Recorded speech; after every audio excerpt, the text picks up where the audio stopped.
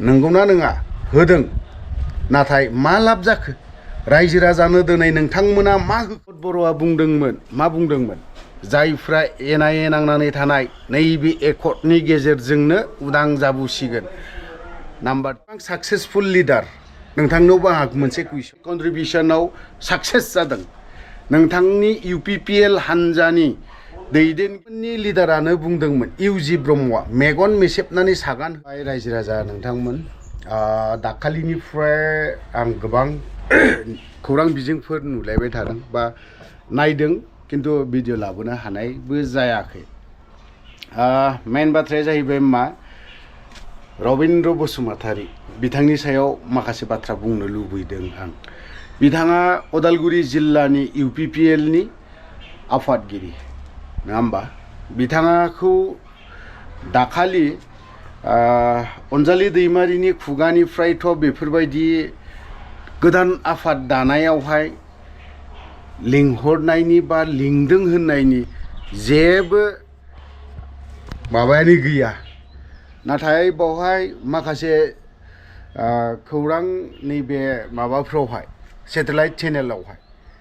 एसे रं फुनदेरना होदों बेबानल'सो बिनि अनगायैथ' बा जाय गोदान आफादनि आफादगिरि जायखौ बुंदों दिनै अनजालि दैमारिखौ फेलार लिडार होननानै बुंदों फेलार लिडार बा एसे सिन्था खालामनानै बुंनाया मोजांमोन बिथां रबिन्द्र बसुमतारिया बिथांखौ आं बुंनो सानाखैमोन जे बिथाङा बैसोयै आरोबाव लेखा गोरोङै जोंनिख्रुइबो गोबां लेखा गोरों जों बेखौ माखासे बाथ्राखौ बुंनोबो समाया आरो लोगोसे UPPL आफादनि ना बिथाङानोथ' आफादगिरि उदालगुरि जिल्लानि बेखौ आं बुंनाय राव नङा बियो उदालगुरि जिल्लानिफ्राय कयेकजन दैदेनगिरिनिफ्रायबो जों खोनानोबो मोनदों नोंथाङा फेलार मिशन होनदों नोंथाङा बेसेबां साक्सेसफुल लिडार नोंथांनावबो आंहा मोनसे कुइसन मा अनजालि दैमारिमोन बायदिखौ आंनि नोजोराव जों जा मोनथिबोनाय जा नुबोनाय आरो बिनिफ्राय जा खोथा ओंखारनाय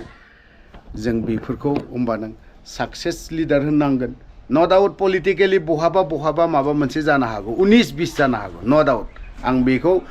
100आव 100ता साक्सेस जादों आं बेखौबो बुङा नाथायबा बिथाङा खनसेयावनो दे आनसाक्सेस लिडार होननानै बुंनाय नोंथाङा कयेक बेसेबां माहाय कन्ट्रिबिउसनाव साक्सेस जादों नोंथांनि UPPL हानजानि दैदेनगिरिफोरा बेसेबां साक्सेस लिडार दिनै बोरो जों नोंथांमोननि लिडारानो बुंदोंमोन इउजि ब्रह्मआ मेगन मेसेबनानै सागान होदोंमोन नंगौना नङा होदों नाथाय मा लाब जाखो रायजो राजानो दिनै नोंथांमोना मा होखो दिनै नोंथांमोना बुंदोंमोन नाम्बार 1 जब होगोन दिनै थांना थानायनि थाखाय जबनि बाथ्रा बुंदोंमोन ना गभर्नमेन्ट जबखौ बुंदोंमोन नखर नखर गभर्नमेन्ट जब होगोन होनना बुंदोंमोन ना थांना थानायनि जब होगोन होननो बेबो मोनसे कुइसन रबिन्द्र बसुमतारी नोंथाङा उदालगुरि जिल्लानि आफादगिरि UPPL नि आरो लोगोसे नोंथांमोननि प्रेसिडेन्ट प्रमद बर'आ बुंदोंमोन मा बुंदोंमोन जायफ्रा एनाये नांनानै थानाय नैबे एकर्डनि गेजेरजोंनो उदां जाबुसिगोन नाम्बार 2 आरोबाव मोनसे बुंबावदों NDFB नि जेसेबां हाइनेस केस थानाय बेफोर नैबे एकर्डनि गेजेरजोंनो उइथड्र जालांसिगोन नाम्बार 3 NDFB नि जायफोर केडारफोरा मोनालाफानो थानाय बेखौ होजोबगोन नाम्बार 4 जायफ्रा दिनैसिमबो मुंख्लं जानाय नखर बिथांमोननो नखराव साख्रि होनाय जागोन रबिन्द्र बसुमतारी नाम्बार 6 कुइसन NDFB नि मुंख्लं जालांनाय मार्टियास थमखौ बहा लुखो रबिन्द्र बसुमतारी दिस इज माय कुइसन मोनथिबाय नोंथाङा जेरैबायदि बाथ्रा बुंदों हा नोंथाङा जेरैबायदि बाथ्रा बुंदों अनजालि दैमारिनि सायाव पलिटिकेलि नोंथाङा माबा मोनसे बाथ्रा बुंदोंबा बे आलादा चेप्टार नोंथांखौ आंहा बुंनांगौ बा कुइसन दङ नैबे UPPL सरकार फैनाया NDFBनि बिखानि सायाव गानानै NDFBनि जायफोर थैनानै थांनाय बेफोरनि सायावसो नोंसोर दिनै गभर्नमेन्ट दादों फैगौ बाराव नोंथांमोना सरकाराव फैगोन ना फैया रबिन्द्र बसुमतारी नोंथाङा नोंथांनि उदालगुरि जिल्लायाव नोंथांनि UPPL हानजाखौ गोख्रों खालामनो नाजा नोंथांमोननि गबिन्द चन्द्र बसुमतारीनि समस्तियाव खस्थ' मोनगोन आरो जेन्नायनि लाइनाव थांगासिनो दङ दिनै ससियेल मिडिया दिनै सेटेलाइट चेनेलफोरावहाय दिनैहाय एभ्रि बारावनो नोंथांमोननि माखासे आइजोफोरनि केलेंकारि ओंखारगासिनो दङ मानो दिनै सेटेलाइट चेनेलफोर बायदियाव सासे MCLA फोर बायदिया मानो गावनि बिमायनि फिसाखौ लालायनानै थानाय बेफोरबायदि मानो ओंखारखो सेटेलाइट चेनेलफोराव ओंखारदों दिनै खौरां बिजोंफोराव ओंखारदों दिनै बेफोरखौ जों दामाखै दिनै बेफोरखौ बुंनो थाङोब्ला UPPL हिसाबै दिनैहाय मा अबस्था दङ होनबा दिनै UPPL खौ जों बेसेबां फोथायगोन होनबा दिनै बर' रायजो राजाफ्रा दिनैहाय नोंथांमोननि दैदेनगिरिफोरखौ मा हिसाबाव दिनैहाय देरहाहोगोन आरो एग्जाम्पल मोनसे दंबावो जायनि जाहोनाव दिनै सानजारां बायदिया नोंथांमोननि बावहाय जों डेभेलपमेन्ट खालामनो फैगासिनो दङ होखारजादों मानो होखारजादों रबिन्द्र चन्द्र बसुमतारी रबिन बसुमतारी ना मा बिथाङा दाखालि खौरां बिजों मेल खालामदों बिथाङा अनजालि दैमारिनि सायाव मोनसे बिथाङा बुंदोंमोन नोंथांखौ जों बुंनो समायामोन आरो बेफोरबायदि बाथ्राखौ जों बुंखांफिननो सानाखैमोन नोंथाङा बेसेबां साक्सेस नोंथांनि साक्सेस जानायखौ नोंथाङा फोरमायना लाग्रो दिनै अनजालि दैमारिमोन बायदिना डक्टर अनजालि दैमारिया टाइटेलाव एसे बुजिनानै मोनो बेफोरखौ सिन्था खालामनानै बुं जों बर'नि गेजेराव कयसजन डक्टरेट टाइटेल मोननाय दं जायफोर डक्टरेट टाइटेल मोननाय बिथांमोनाबो साफा साक्सेस जानाय मानसि डक्टरेट टाइटेलखौ ओरैनो मोना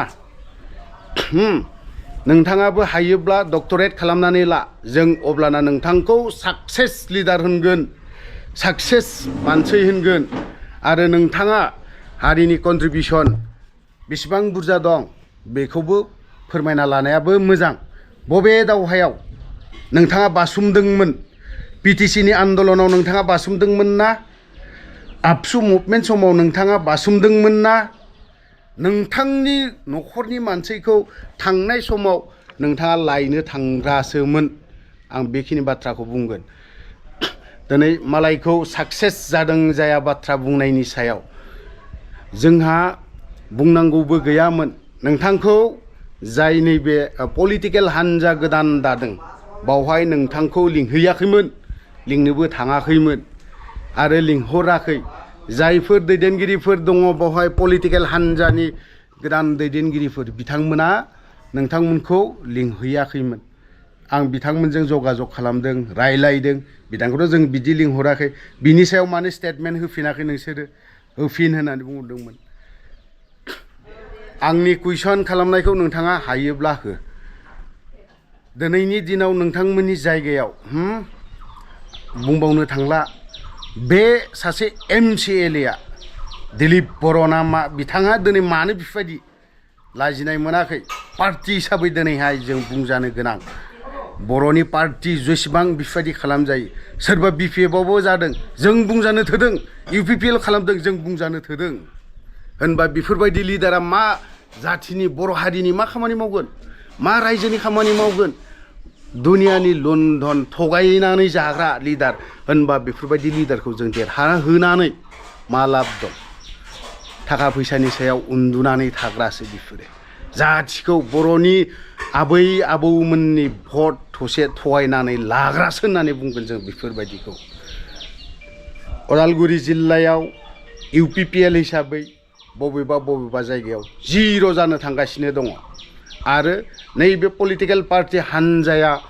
गोख्रोङै जुदि ओंखारोब्ला UPPL हिसाबै 100% बे खहा जाहैगोन आरो बे गोदान पलिटिकेल पार्टिखौ दिनै मानो दानो गोनां जादों मा जाहोननि थाखाय एनडिएफबिनि जाखिनि थांखि एनडिएफबिनि जाखिनि दुखु खस्थ' लाबोनाय न'खरनि बेफोरखौ जाफुंहोदोंना मानो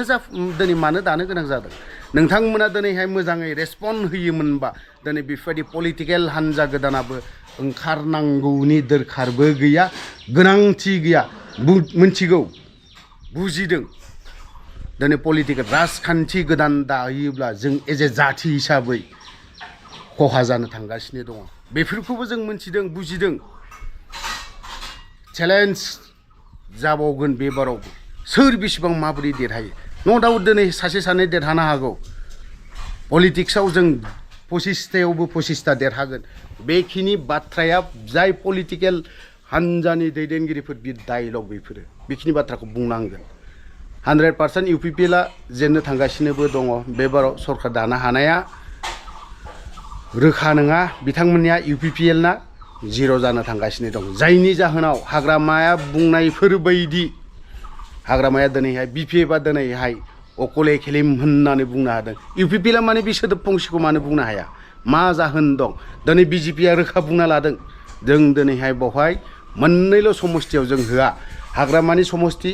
प्रमद बर'नि समस्ति बेवहाय जोङो केन्डिडेट होआ होननानै बुंदों गोरायैनो बुंदों दिनै नोंथांमोना मानो होनो हाया बेफोरबायदि बिजेपिया जेब्ला इलेक्सन सफैगोन अब्लानि समाव एक्सट्रायै गेलेगोन होननानै बाथ्राखौ दिनैहाय रोखा फोरमायदों इउपिपिएलआ हाया माब्लाबाबो